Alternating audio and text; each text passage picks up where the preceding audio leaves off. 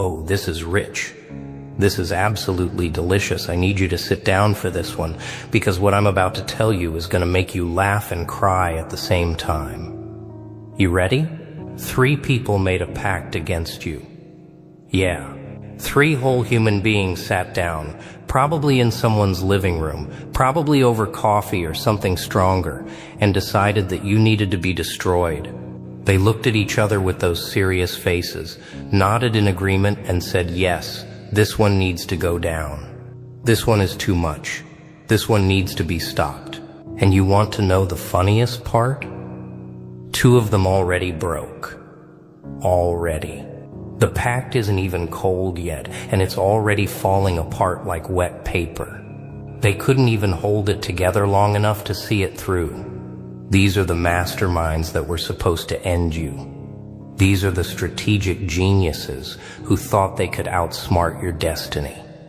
And they're already crumbling. I'm sorry. I need a moment. This is too good. You've been walking around feeling like something was off, haven't you? Feeling like there were walls where there shouldn't be walls. Feeling like opportunities were evaporating before you could touch them. Feeling like people were acting strange, saying one thing, but their eyes were saying something else entirely. You thought you were paranoid. You thought you were being dramatic. You thought maybe you were just having a bad season and needed to push through. Nah, you were being hunted. 3 people decided you were a threat. 3 people looked at your light, your potential, your trajectory, and instead of being inspired, they got scared. Instead of working on themselves, they decided to work on destroying you. Because that's what small people do when they encounter something they can't become. They try to eliminate it. If I can't have it, neither can you. If I can't be it, you won't be it either. Classic. But here's where the comedy really begins. They thought they were being so clever. They thought they had it all figured out. They mapped out your weaknesses. They identified your blind spots. They knew exactly which buttons to push, which lies to spread, which connections to poison. They did their homework on you like you were a final exam they needed to ace. And for a while it probably felt like they were winning. Things weren't going your way. People were pulling back. Doors were closing. You felt it. You felt the resistance, but you couldn't name it. And the whole time, these 3 were watching, smiling, thinking their little plan was working. But they forgot one tiny detail. They forgot who they were dealing with. They forgot that you're not regular. They forgot that you survived things that would have buried entire bloodlines. They forgot that every time life knocked you down, you got back up with more information, more strength, more clarity. They thought your softness was weakness. They thought your kindness was stupidity. They thought your silence meant you didn't know what was happening. Wrong. So let me tell you about the first one who broke. This one was probably the weakest link from the beginning. They joined the pact not because they genuinely hated you, but because they wanted to belong. They wanted to be in the inner circle. They wanted to feel important, included, part of something. So when the other 2 started talking about how you needed to be taken down, this one nodded along, said all the right things, pretended to be just as committed to your destruction. But here's the thing about people who operate from insecurity. They can't sustain anything. They don't have the internal architecture to maintain a lie, to hold a grudge, to stay committed to darkness. It eats at them. It keeps them up at night. They start seeing your face everywhere. They start feeling your energy even when you're not around. Every good thing that happens to you despite their efforts feels like a personal attack on their reality. And eventually, they crack. This first one started distancing themselves from the other 2. Started making excuses for why they couldn't meet up to discuss the plan. Started feeling sick to their stomach every time they had to pretend. Because somewhere deep down, buried under all that insecurity and need for approval, there was still a tiny piece of conscience left, and that piece wouldn't let them sleep. They broke. Quietly. Pathetically. They didn't even have the courage to come to you and confess. They just withdrew. Started acting different around the other two. Started subtly sabotaging the plan by forgetting to do their part, by accidentally letting information slip, by being conveniently unavailable when they were needed most. The pact of 3 became a pact of 2, and 2 is already unstable. Now let's talk about the second one, who broke. This one is more interesting. This one actually believed in the mission. This one genuinely thought you deserved what was coming to you. Maybe you did something to them once. Maybe you succeeded where they failed. Maybe you simply existed in a way that made them feel inadequate. Whatever the reason, this one had real fire behind their hatred. They weren't just going along with it, they were driving it. But fire burns out, especially when it's not fed by anything real. See, the second one made a critical error. They thought destroying you would make them feel better about themselves. They thought that once you were down, once you were broken, once you were struggling, they would finally feel successful, worthy, complete. They thought your pain would be their gain. It wasn't. Because here's what nobody tells you about revenge, about schemes, about spending your energy trying to bring someone else down. It doesn't fill anything. It doesn't heal anything. It doesn't build anything.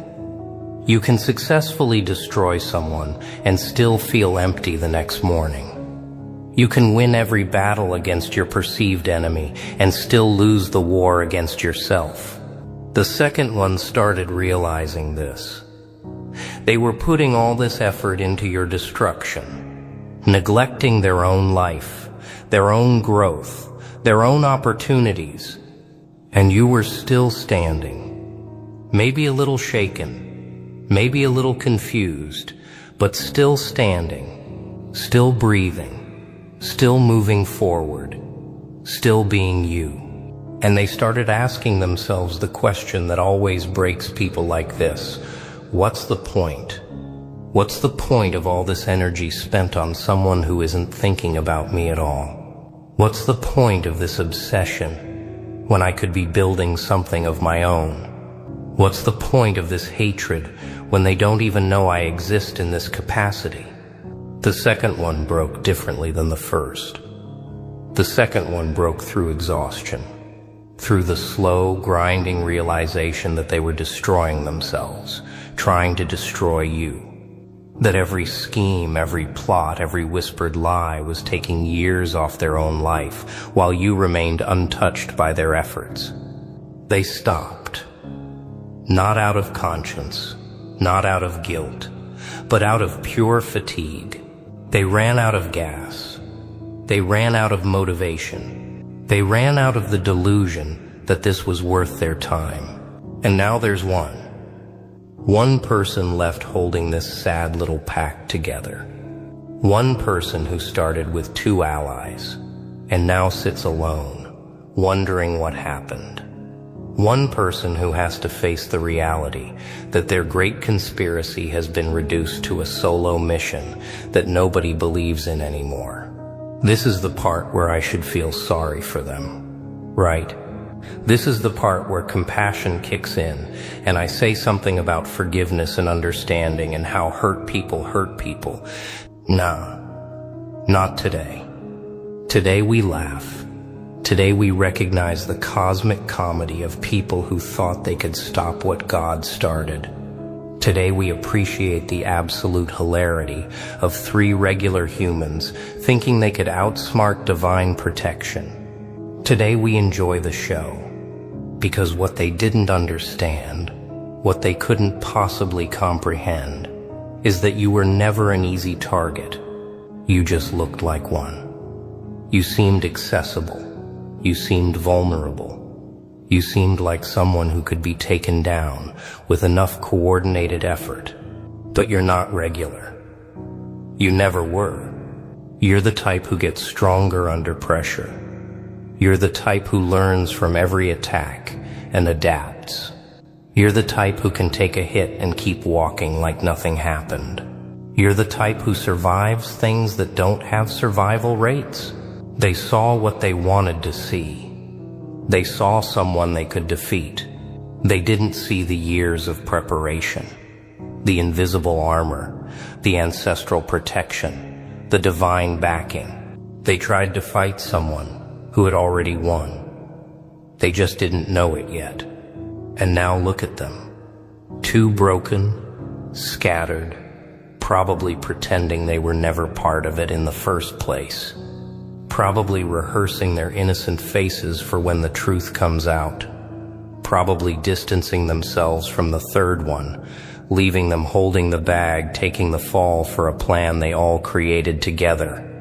That third one, by the way, they're still trying. Bless their heart.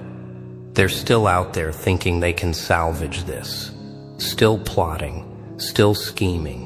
Still convinced that if they just try a little harder, push a little further, maybe they can still win. They can't. They don't know it yet, but they've already lost. The moment the first one broke, it was over. The moment the pact cracked, the energy shifted. What was once a coordinated attack is now just a sad individual throwing punches at shadows. And you're not even in the ring anymore. You moved on, you're building, you're growing, you're becoming, while they're still stuck on chapter 1, trying to rewrite an ending that was never theirs to write. Let me tell you what's going to happen next, because this is where it gets even funnier.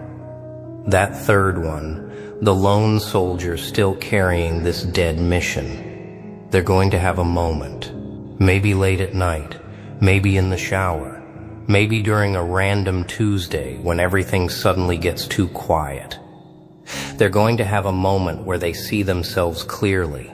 They're going to see all the time wasted, all the energy spent, all the opportunities missed while they were focused on you.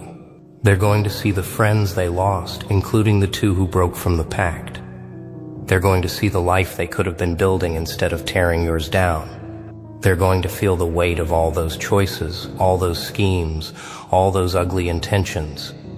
And they're going to break too. It's inevitable. Nobody can sustain that level of negativity directed at someone who isn't even paying attention to them. It's like screaming into a void that doesn't care about your voice. Eventually you get tired. Eventually you realize the void isn't listening. Eventually you see yourself clearly, hoarse and exhausted, yelling at nothing. But here's the beautiful part. You don't have to wait for that. You don't have to care about their breaking, their awakening, their eventual collapse. That's their journey, their karma, their lesson to learn. Your job isn't to watch them fall. Your job isn't to celebrate their destruction. Keep walking. Keep building, keep glowing, keep being so focused on your own path that their little schemes become irrelevant noise in your peripheral vision. Because that's the real victory, isn't it? Not defeating them, but outgrowing them so completely that their attacks can't even reach you anymore. Not winning the battle, but transcending the war entirely. Not proving them wrong, but living a life that makes their opinions worthless. 3 people made a pact against you. 2 already broke. And the third one they'll break too when they realize that you were never the enemy. You were just a mirror, reflecting back their own insecurities, their own failures, their own inability to become what you naturally are. And mirrors don't fight back. Mirrors don't defend themselves. Mirrors just keep reflecting, keep showing, keep existing. And eventually people either love what they see or they shatter themselves trying to break the glass. You're the mirror that won't crack. So laugh. Go ahead. You've earned it. Laugh at the absurdity of three people thinking they could dim a light that was lit by something bigger than all of them combined. Laugh at the comedy of watching a pact dissolve before it could accomplish anything. Laugh at the divine humor of enemies defeating themselves while you just existed. This isn't arrogance. This is recognition. This is finally understanding that the attacks against you were never about you at all. They were about their own fear. Their own smallness, their own desperate need to feel powerful by making someone else feel weak, and you survived it. Not by fighting, not by scheming back, not by becoming what they wanted you to become. You survived it by being so committed to your own path that their distractions couldn't derail you. You survived it by trusting something bigger than their plans. You survived it by being too stubborn, too focused, too protected to fall for their traps. 3 made a pact. 2 already broke. 1 is still trying. And you? You're still standing, still rising, still becoming everything they were afraid you'd become. That's not luck. That's destiny. Refusing to be interrupted by amateurs. Now stop worrying about them. Stop wondering what they're planning next. Stop giving them mental real estate they can't afford. The pact is broken. The conspiracy failed. The only thing left is their regret and your continued ascension. Focus on that. Focus on rising so high that when you finally look down, you can't even see them anymore. Focus on building something so magnificent that their little plots become funny stories you tell at dinner parties. Focus on becoming so powerful that the next time someone thinks about making a pact against you, the other 2 immediately say, "Are you crazy?" Not that one. Never that one. That's where you're headed. That's what's coming. That's who you're becoming. And it's hilarious. Absolutely, cosmically, divinely hilarious.